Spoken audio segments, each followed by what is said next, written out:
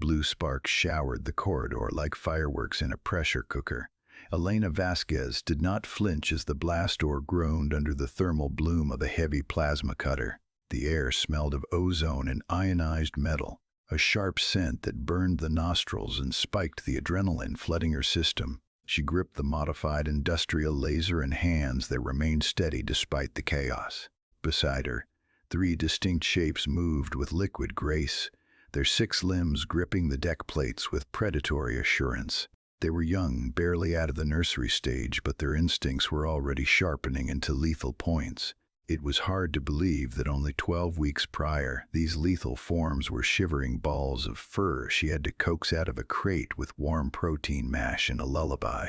The memory hit her with the force of a kinetic impact. Commander Hayes had looked at the shipment with the kind of pale-faced dread usually reserved for antimatter leaks.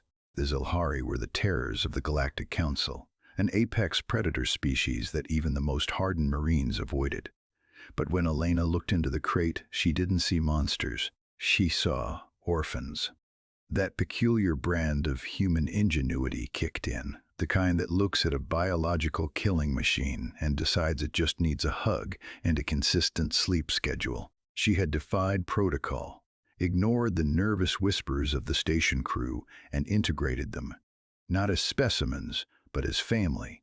She taught them to play fetch instead of hunt, to purr instead of roar. It was the Terran spirit distilled to its essence, the audacious belief that love could rewrite millions of years of evolutionary programming. A deafening screech tore her from the past as the blast door finally buckled. "Move," Elena shouted, her voice cutting through the din.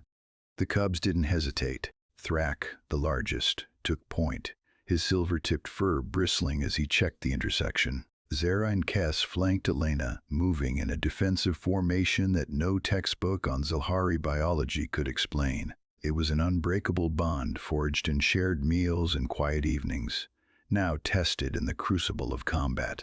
The pirates poured through the breach, a motley crew of mercenaries looking for easy loot and rare exotics. They expected a terrified scientist cowering in a lab. What they got was a lesson in why you never corner a human. Raised her laser, the beam slicing through the smoky air at Mach speed. It wasn't a weapon of war, but in the hands of a desperate protector, it was devastating. She wasn't fighting for territory or politics. She was fighting for her pack.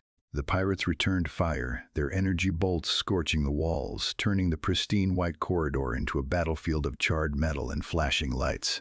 "We need the biolab," Elena signaled, and the cubs understood. They moved as one unit, a synthesis of human strategy and alien instinct. Thrak tackled a straggler, his weight knocking the pirate into a bulkhead with a bone-jarring crunch, while Elena provided covering fire. This was a classic science fiction story scenario flipped on its head. There were no stunt doubles here, just the raw, pounding rhythm of survival. They sprinted toward the heavy, reinforced doors of the main laboratory, their sanctuary and their trap. The FTL drive of the rescue ship was days away. For now, they were alone against the void, fueled by the raw HFY energy that refused to surrender. The heavy doors of the biolab slammed shut, the magnetic locks engaging with a thud that vibrated through the floor plates. For a heartbeat, there was only the sound of heavy breathing and the hum of the station's life support. Elena wasted no time. She shoved a heavy workbench against the entrance, her muscles burning with exertion.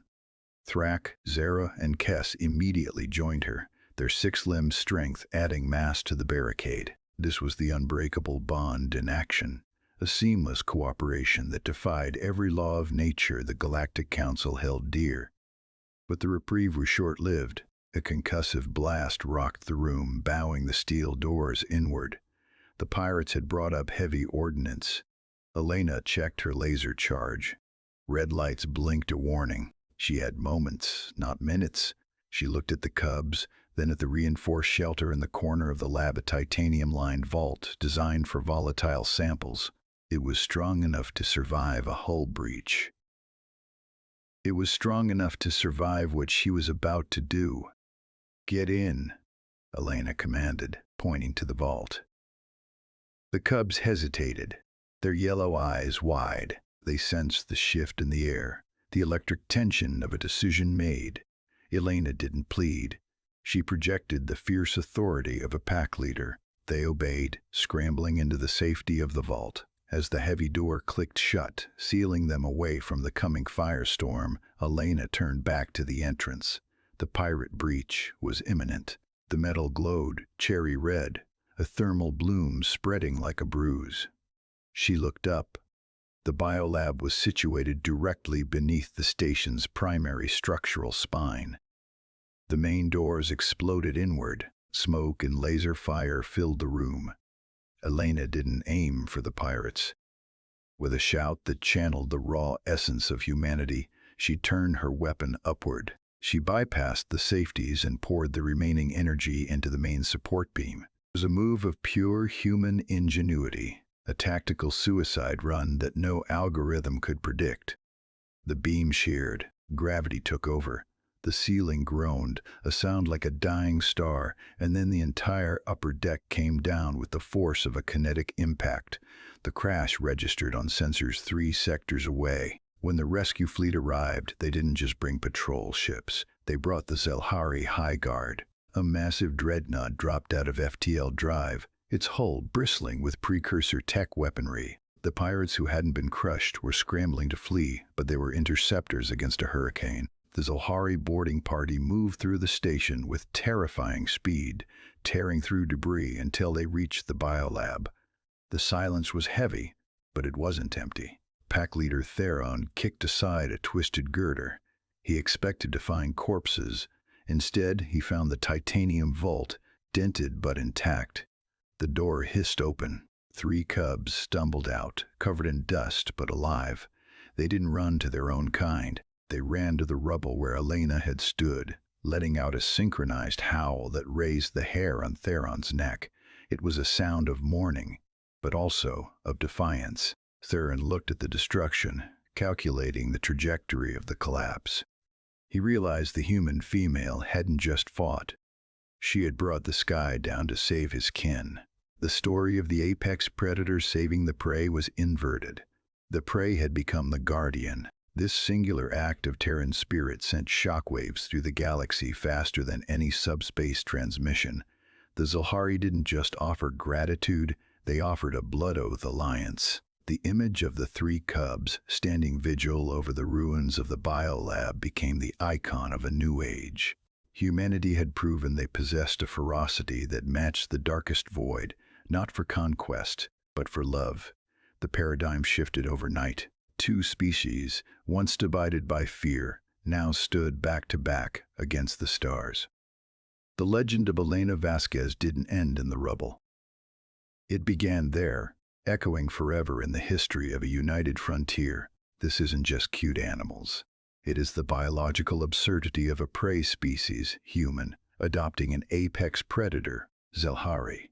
It subverts the aliens or monsters' expectation. The audience loves the forbidden friendship dynamic. It triggers the same dopamine hit as seeing a tiger and a lamb sleeping together, but on a galactic scale. It frames human empathy not as a weakness, but as an evolutionary superpower that confuses the rest of the galaxy. Elena didn't defeat the pirates with superior firepower. She defeated them with irrational, suicidal protectiveness. This concept analyzes how soft power, caring for the cubs, resulted in a hard power outcome, the arrival of the Zelhari dreadnought. Her empathy acted as a targeting beacon for the most dangerous fleet in the galaxy. Analyze how a single tactical sacrifice created a strategic shift that diplomacy failed to achieve for centuries. The story transitions from a survival thriller to a political origin myth. Elena's death wasn't a tragedy, it was a transaction. She traded one life for an eternal alliance. This elevates the story from a skirmish to a legend. It gives the story weight. It moves beyond cool explosion to history-altering event. It makes the audience feel they are witnessing the birth of a new era.